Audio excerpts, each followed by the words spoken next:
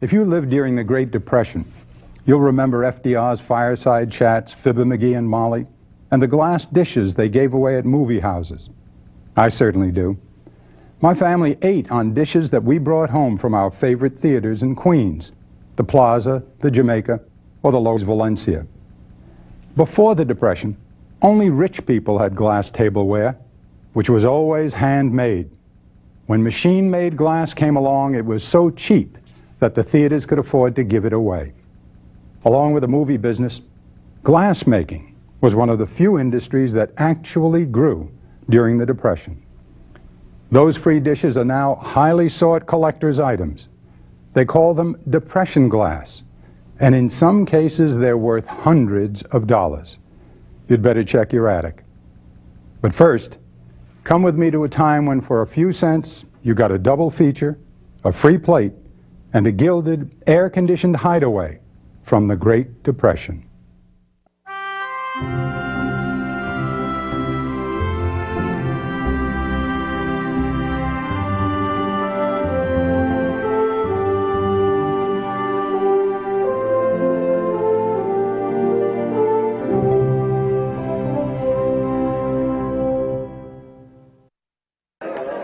There may have been a depression on, but you wouldn't have known it at the local movie house.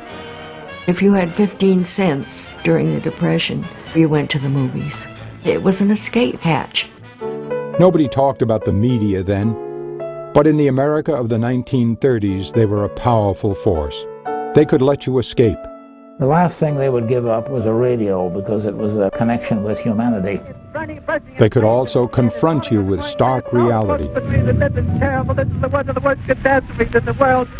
Photographers like Dorothea Lange made you look hard times right in the eye. It wasn't the Depression that she photographed. She photographed the walking wounded. Sometimes the line between fantasy and reality was blurred. Who landed in the Jersey farmlands tonight are the vanguard of an invading army from the planet Mars. At their best, though, the mass media of the 1930s brought you hope. Let us unite in banishing fear. Together, we cannot fail. The light of a movie projector could become the light at the end of the tunnel and maybe give you a glimpse of a better life to come.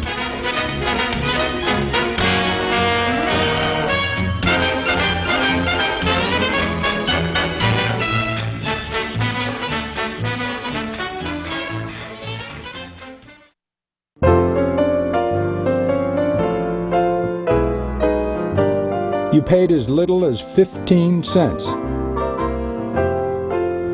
And the minute you walked in the door, you entered another world. A Spanish castle or Gothic fantasy. And probably the only air-conditioned place in town.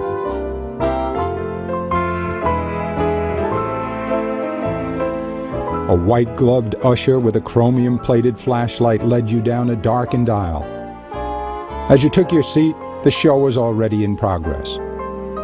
Because in the 1930s, the movies ran continuously. You walked in whenever you got there, and 3 or 4 hours later you'd say, well, this is where I came in. Or you might just stick around and watch the show again.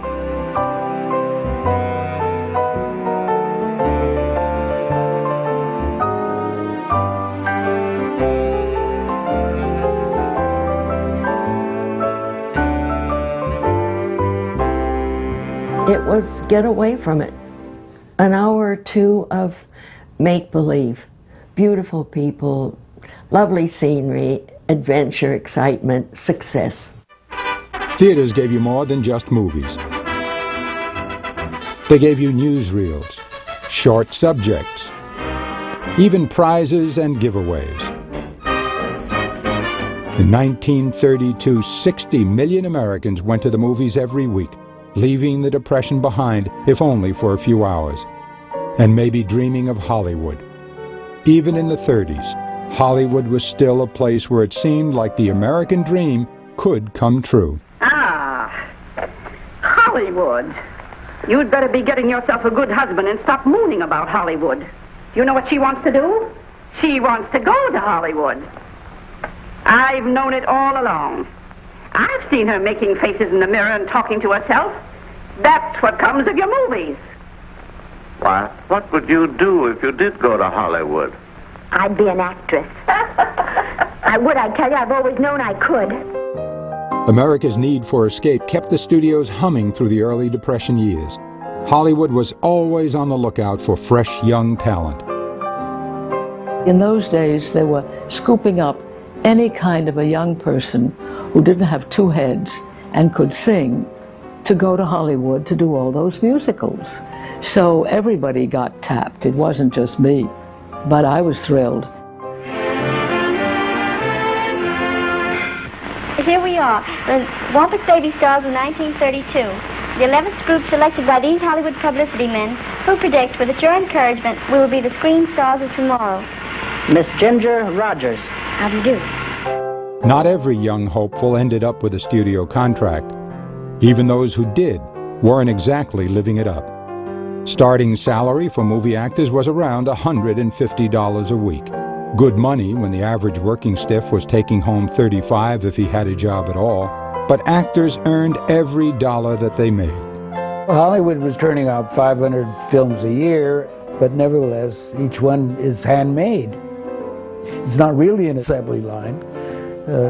Even bad movies are handmade. I started in I think February of 1932. I made 9 pictures that year. That meant that I was making 2 pictures at a time. I had to be in makeup at 6 o'clock in the morning to be on the set at 9 o'clock. And we would work till 8, 9, 10, 11, 12, 1, 2, 3, 4 o'clock the next morning. The hours were murderous. More and more, so were the films themselves. Tough guys like Edward G. Robinson weren't going to let hard times stand in their way. Soon movie screens were filled with fast-talking big city slickers of every description. Listen, dear, this is the greatest thing that's ever happened. Wait till I tell you. I just captured Earl Williams, the murderer. Yeah, right. Wait a minute. Please don't tell anybody, honey. I know. But listen, something terrific has happened. It's the greatest thing of my life, honey. Wait. Hold on. Never mind. The women got tougher, too. They called them gold diggers. But audiences knew what that really meant. It's not bad, this, huh? I'll tell you more about it in the morning. What do you mean? You can tell an awful lot about the liquor you drink the night before by where you find your hat the next morning. These new kinds of movies called for new kinds of movie stars. Back in the 20s, the stars had been exotic, faraway creatures like Rudolph Valentino. 30s stars had names like Ruby, Jimmy, Joan, Glenda. Glamorous sometimes, but more important, smart, tough, American. Cagney. Harlow. Crawford. Gable. Davis. Bogart. Even new stars and 500 new movies a year couldn't keep the Depression from hitting the movie industry. In 1931, box office receipts started a nosedive that would last for the next 2 years. People were having trouble scraping together even the few cents they needed for a ticket. Movie moguls like Sam Goldwyn looked at their sprawling studios and the huge debts they'd racked up when they converted to sound, and they panicked. Some tried to boost ticket sales with the oldest trick in the book: more sex. In picture after picture, producers got away with as much as they could. In late 1932, an overweight 40-year-old Broadway veteran wiggled her way onto the screen. Hello, folks. We're up here at Mr. Gorman's beautiful theater to see the grand opening of premiere of my new picture, I'm No Angel. Of course, I didn't call it I'm No Angel for nothing. Don't forget, come up and see me sometime. Mae West, the Great Depression's leading sex symbol. West's characters had healthy sex lives and never suffered for it in the last reel. For the Blue Noses, West was the final straw. And surely, in this day, we need the motion pictures. But we are all interested in clean, high moral motion pictures. And we hope that it will not be necessary for the many houses to close. Mae West had Hollywood on her side, but that was nothing compared to the Legion of Decency, a censorship group formed by Roman Catholic bishops in 1934. The Legion threatened a boycott of all Hollywood movies by all American Catholics unless something was done. Studio heads dusted off their old, unenforced production code and set up a censorship office headed by Mr. Joseph Breen. Our American people are a pretty homely and wholesome crowd. Cockeyed philosophies of life, ugly sex situations, cheap jokes, and dirty dialogue are not wanted. Decent people don't like this sort of stuff, and it is our job to see to it that they get none of it. By late 1934, censorship was an integral part of the movie business. All movies, trailers, posters, even stills had to be approved by the Production Code Office or they would not be seen. The code covered every sin in the book: murder, drug use, skimpy costumes, and even the slightest hint of sex.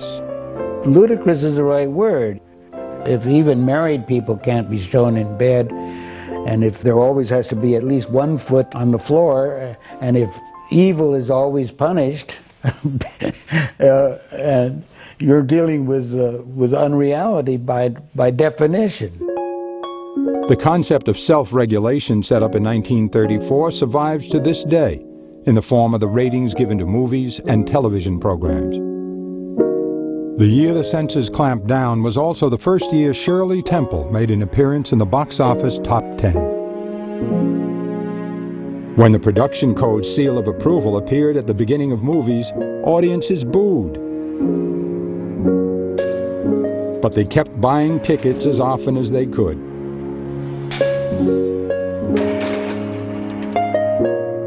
Sanitized or not, movies were still the great escape. And there was another way to escape your troubles during the Great Depression. A brand new medium that could bring the outside world into your own home. You might have been a farm kid in a wind-blown Kansas shack, or a weary housewife in a Brooklyn cold water flat. But with a tabletop radio from the Five and Dime, you had a link to the outside world. Good evening, ladies and gentlemen. From the Meridian Room in the Park Plaza Hotel in New York City, we bring you the music of Raymond Riccello and the Rockets. Special bulletin from the Press Radio News. Bruno Richard Hauptmann was electrocuted at 8:47 tonight for the murder of the Lindbergh Davis. DeSoto and Chrysler present to you Major Edward Bowes and his original Amateur Hour. It was a godsend to them, especially when it came to the Depression years. It was something that you could enjoy on the level of a crystal set.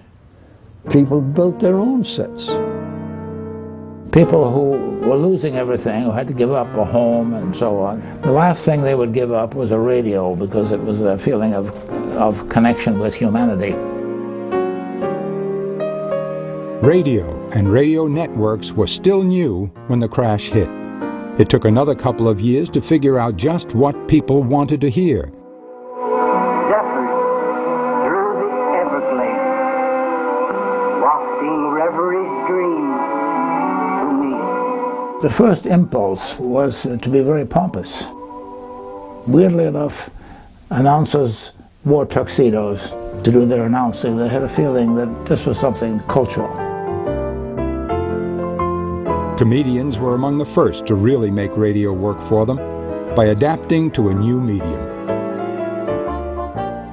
There is no equivalent for Buster Keaton or Charlie Chaplin in radio. The slapstick of visual comedy has to be translated into speech and into sound effects.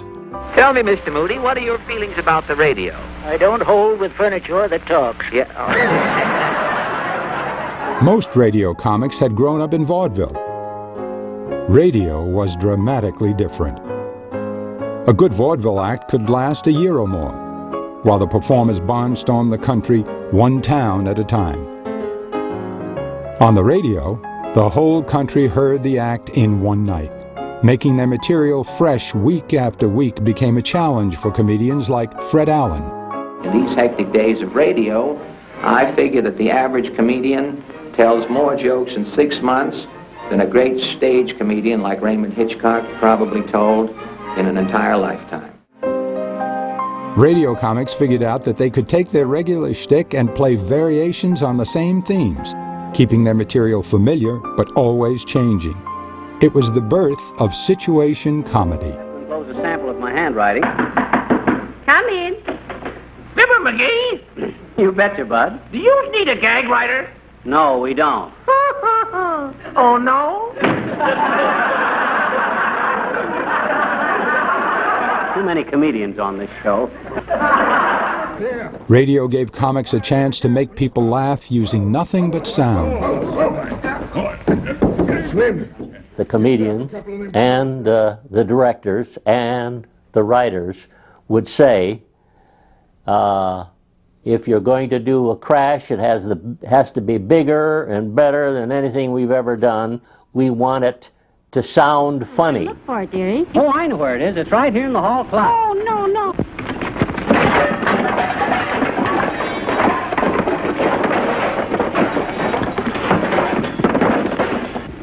I gotta straighten out that closet one of these days.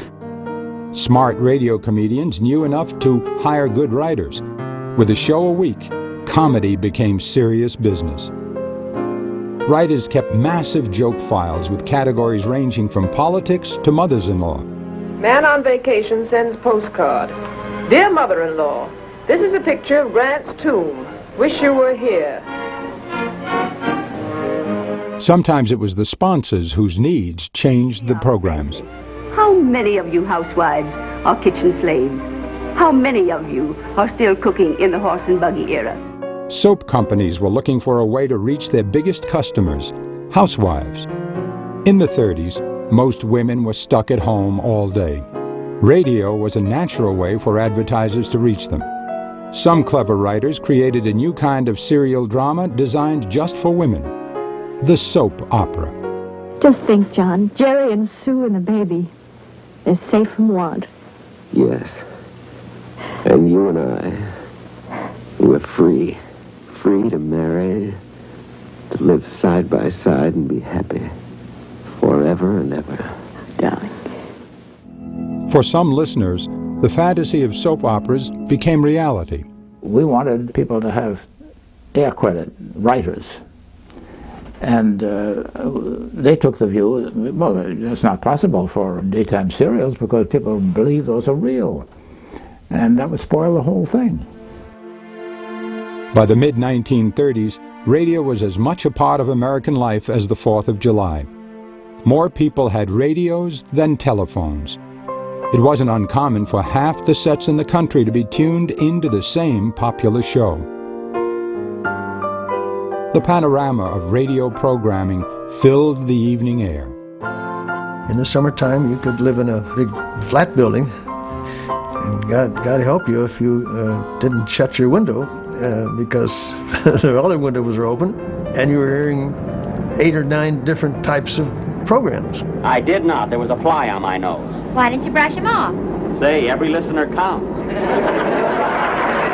Smooth talker, but that's not enough. Somebody should tip him off that no one can get by with B.O. It can be consolidated. Treat your stomach right. Of all the peoples of the world, the Americans stand most in fear of a moment's silence.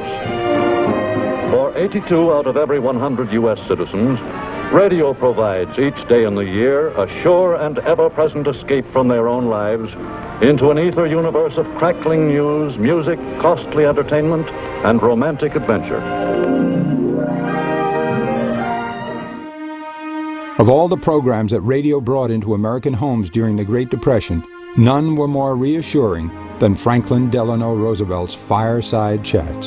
Let us unite in banishing fear. We have provided the machinery to restore our financial system, and it is up to you to support and make it work.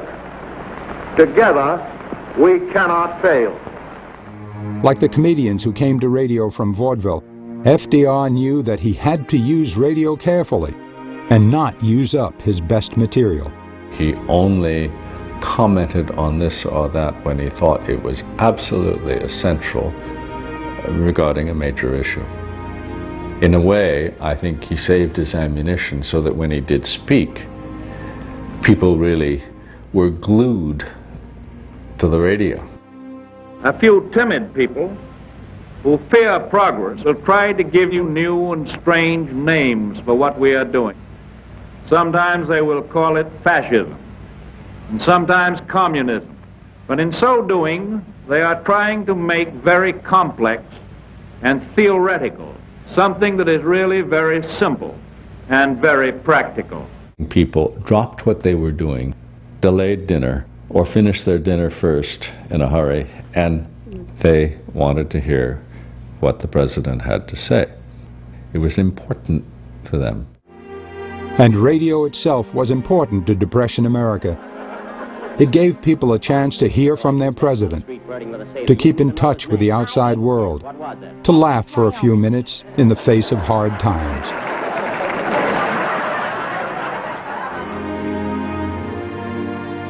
While radio artists were coming up with new forms of entertainment, photographers were looking hard times right in the eye and creating the most harrowing images of the Great Depression.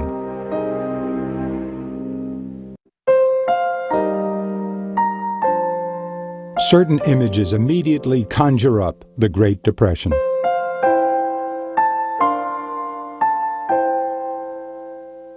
None evoked the era more powerfully than these photos taken by government photographers to document the poverty of rural America. Among them, the most famous single image of the Depression. This is the story of how that photo was created, the photographer who created it, and how it almost didn't happen.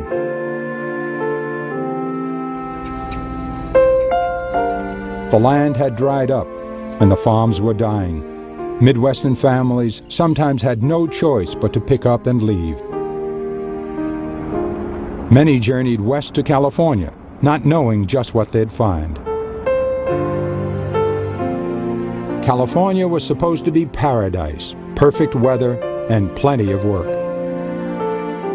Migrants soon found out that things could be as tough in California as they'd been back in Oklahoma.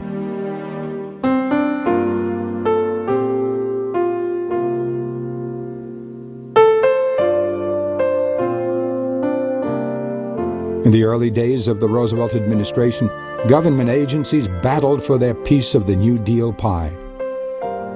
The California State Relief Agency had been using photographs to draw attention to the plight of migrant farmers. One good photo said more than hundreds of pages in a government report. The photos that spoke the most powerfully were taken by Dorothea Lange. When New Dealers in Washington figured out that what worked in California could work for them, Lange was put on the federal payroll. Lange had not begun her career taking pictures of the down and out. She was a studio photographer with a reputation for very simple portraits that captured the essence of her subjects. Dorothea photographed the elite merchant class of San Francisco. She was a beautiful portrait photographer, just beautiful. And she immediately got what she called the cream of the trade. The Depression's victims were right outside the window of Lange's studio. And she looked out and she saw people with double-breasted suits, which working people didn't wear, Homburgs working people didn't have. And they were down and out and taking daily 50 cents a day laboring jobs from the city, things like that. And the incongruity for her of the work that she was doing and the real life that was pulsating on the street below her was too much for her. And one day she said to herself, I'm going to go out and photograph this. Lang's first attempt at photographing the Depression produced a classic image titled White Angel Breadline. Her rich clients would look at this photograph and say, what are you going to do with that? And she didn't know. She only knew that she'd been compelled to go out and take the photograph. The skills she developed while photographing San Francisco's wealthiest families were now put to work documenting the people the Depression had hit the hardest.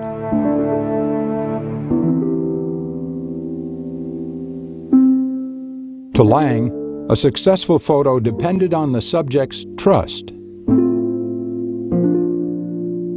That she was a woman and that she walked with a limp from childhood polio made her less intimidating to a farm family who might never have had its picture taken before.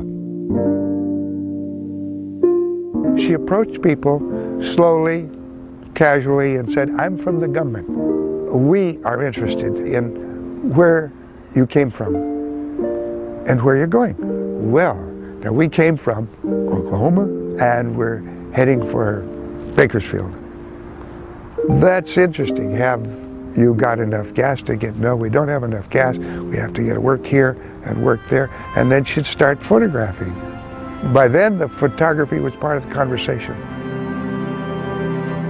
Lang's photos made their way into reports, magazines, and newspapers and put a human face on grim statistics. I don't believe that anybody ever photographed the human face with greater eloquence or understanding than my mother did. And she called the human face the universal language. Without speaking, people could tell you what was in their hearts or in their minds, just in the way that they look at the camera. It wasn't the Depression that she photographed. She photographed the walking wounded. Though she took nearly 4,000 photographs for the government, Lang's most famous photo almost wasn't taken. In March 1936, she had been traveling around California for a month, following the migrants. She was heading home to San Francisco, feeling that she hadn't produced anything of value on her trip. It was cold and looked like rain as she passed the small town of Nipomo, about 4 hours south of San Francisco. She saw a small sign on the side of the road that read Pea Pickers Camp. She didn't stop, but gradually developed a hunch that she might be missing something important. Never a fast driver, driving along maybe at 45, maybe 50 miles an hour. Got 20 miles up the road, and she found herself against her will, pulling off the side of the road, turning around, and going back.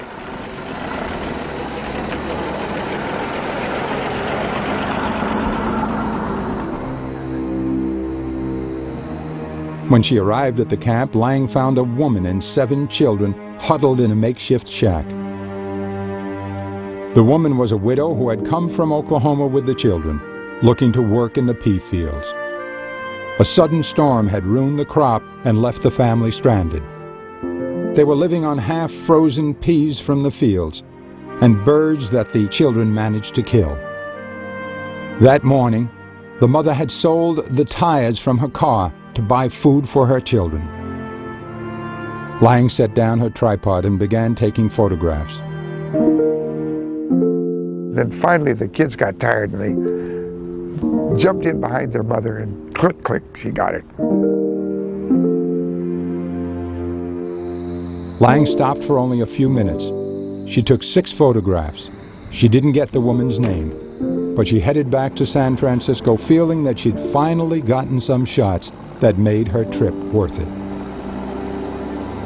And so Dorothea, even though she hadn't seen her family for a month, she got up first thing in the morning, went down in the darkroom, proofed those photographs, made some prints, and rushed them over to the San Francisco News. The News published the photos on March 10th. Within days, 20,000 pounds of food arrived to feed the starving farmers.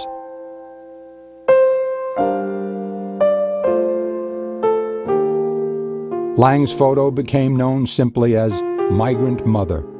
Its subject was eventually identified as Florence Thompson. She and her family soon found shelter in a government-run camp.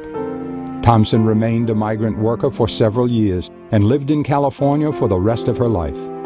She died in 1983 at the age of 80. The negative of Migrant Mother is held at the Library of Congress.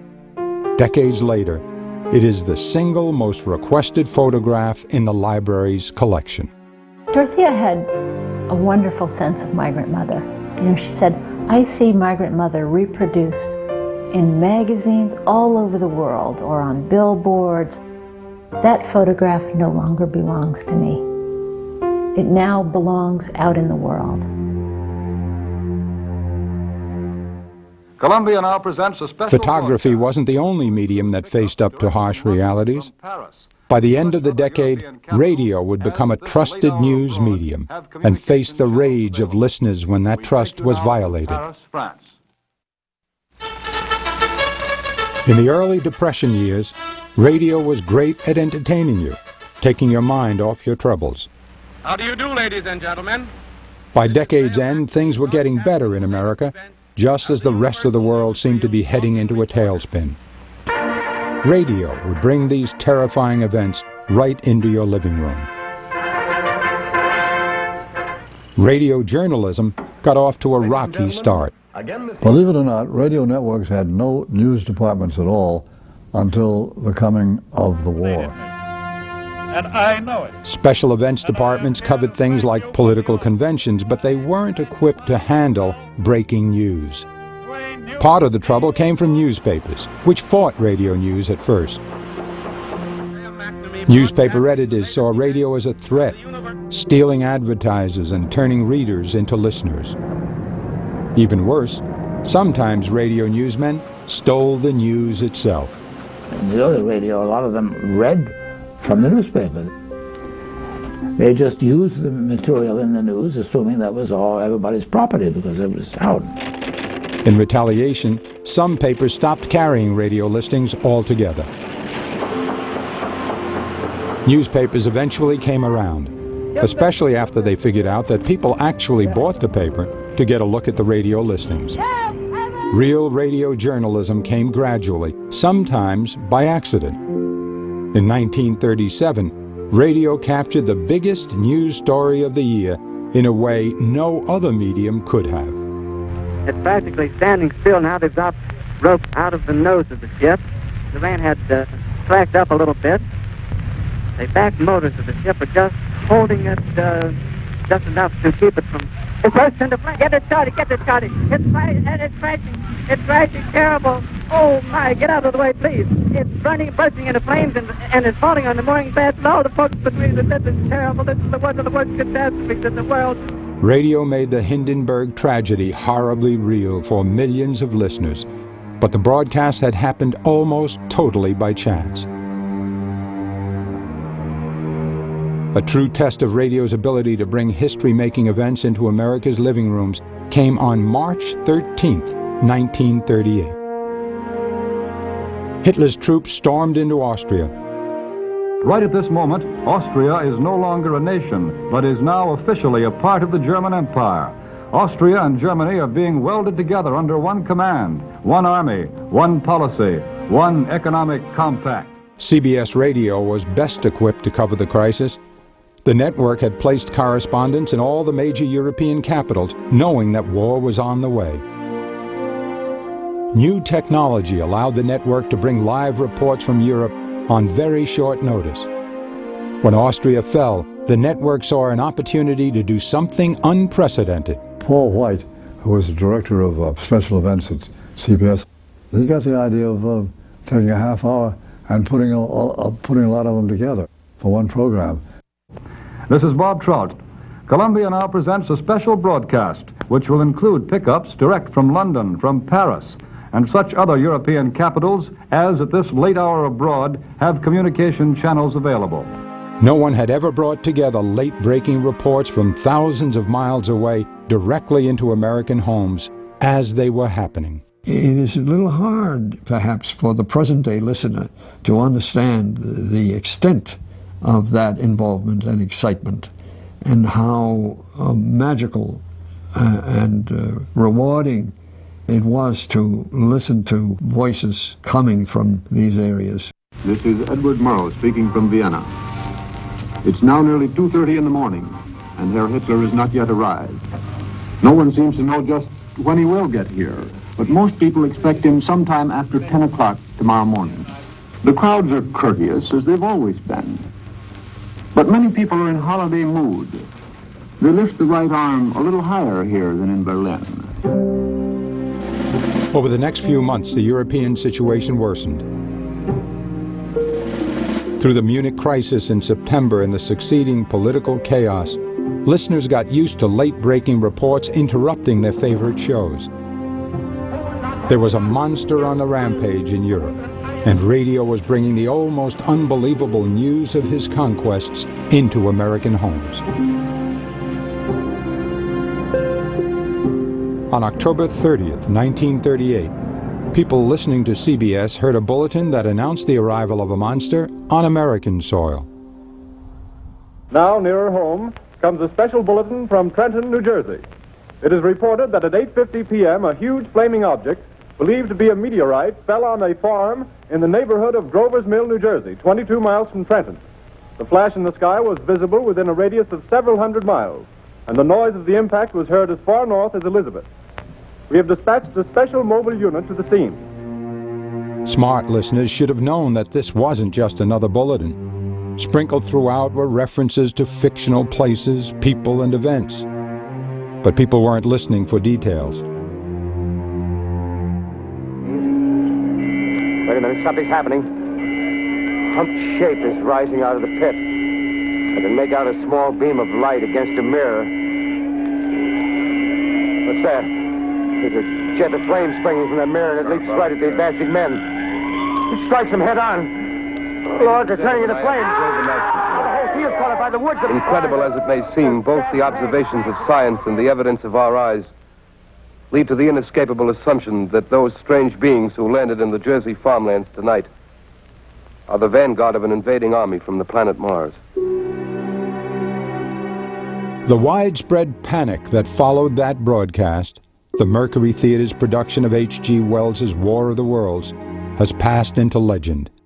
It came right after the Munich crisis, about that time, when we sat at a radio for days wondering what was going to happen. It was a period of great tension, and I think it had a lot to do with it. It's quiet. The show's creator, Orson Welles, faced a horde of angry reporters the following afternoon. Of course, we are deeply shocked and deeply regretful about the results of last night's broadcast. And it came rather as a great surprise to us that a story, the fine H.G. Wells classic fantasy, the original for so many succeeding comic strips and adventure stories and novels, about a mythical invasion by monsters from the planet Mars, should have had so profound an effect upon radio listeners. But never thought it was anything but funny. There are pictures of me made about 3 hours afterwards, looking as much as I could like an early Christian saint. I didn't know what I was doing, but I'm afraid that I'm not as hypocritical as anybody could possibly get. One doesn't believe in the radio audience much. You don't know that whether they're listening or not. You have no idea how many people are listening or what they're thinking. I had every hope that... I had friends who, ran out. One of my favorites was Jack Barrymore, who had a kennel of Great Dane dogs. And when he heard it, he went out and undid all the kennels and said, "Fend for yourselves." The irony of the press outcry against the show was not lost on its creator. The hue and cry was from the newspapers who'd been losing all their advertising to radio, of course. It was more than just the outrage of newspapers, though. People had come to place faith in this new kind of journalism. When Orson Welles took advantage of that faith, listeners took it very personally. Radio is new, and we are learning about the effect it has on people. Learned a terrible lesson. Just as radio's power was reaching its height, a small band of technicians was getting started on a new medium that would pull together a little Hollywood, a little radio, and a little vaudeville. Within a year of the War of the Worlds broadcast, it would make its debut, and eventually change American life in ways that no one could have imagined.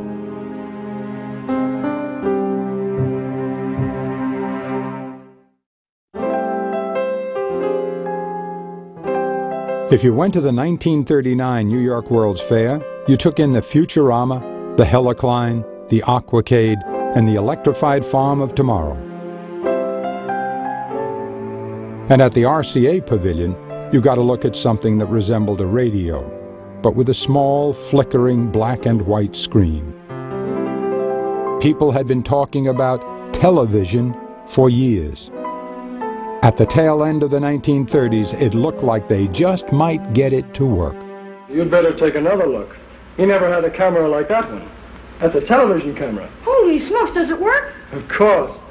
You go down there, Mr. Middleton. You can see and hear Bud on a whole row of television receivers. Radio was still king. Movies were thriving. But inventors and entrepreneurs were making slow, steady progress.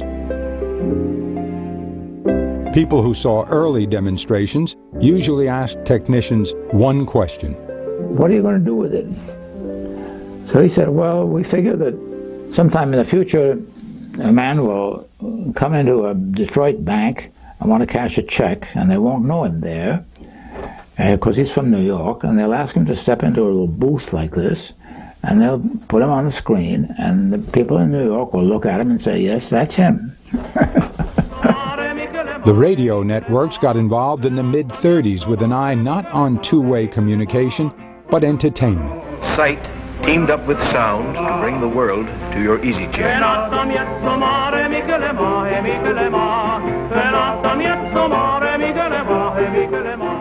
Even with network money pouring in, the first TV studios still had an improvised air about them. Programming was often whatever the director could come up with that was cheap and available. Actors suffered under massive batteries of lights. The temperature in the studios often approached 120 degrees. It was so hot in front of the cameras that cooking shows were confined to making salads. And the audiences were tiny. Most network programs only reached New York City and an audience of about 500 people. To some, TV seemed like more of an aberration than a medium. It didn't sound like an attractive thing at all, and for actors it was absolutely miserable. I found myself very little interested in the whole thing. But if you were one of the lucky New Yorkers with a set in 1939, you saw something amazing. The President of the United States opening the World's Fair on a screen in your own home. Television was on its feet. Despite the primitive technology and slapdash programming, some could see potential there. I remember passing a television monitor at CBS in the newsroom, and there was a daytime ball game on being telecast from Yankee Stadium. And I saw the beautiful vista of that ball field, Yankee Stadium. There were a couple of men on bases. The pitcher throws a ball, and the batter knocks it out of the park. And at that moment, with the cheering crowd and the excitement on the tube, I thought, there is the future. That radio is doomed. Now pan across the orchestra from the brass to the strings.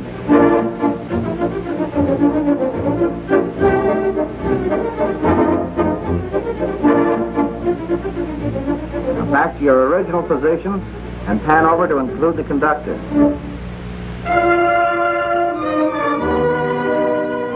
Radio wasn't doomed just yet. World War II would hold TV back for a few years. Despite the big splash at the fair, television was still just barely peeking over the horizon. For Americans living through the Great Depression, the mass media offered a chance to escape their troubles and the ability to keep in touch with the world around them. New forms of entertainment and new ways of conveying information were created and perfected and remain with us today. During the 30s, the media assumed a role that they had never played before, one that has continued ever since. They became an integral part of every American's daily life, an important legacy of the Great Depression. How times have changed. I'm told that one of those golden movie palaces of my youth is now a church. The others are simply gone, victims of television. When TV hit its stride in the 1950s, there was a slump at the box office, followed by a wave of theater closings. Newsreels, short subjects, double features, they're mostly gone too. All that remain are a few collectible pieces of Depression glass.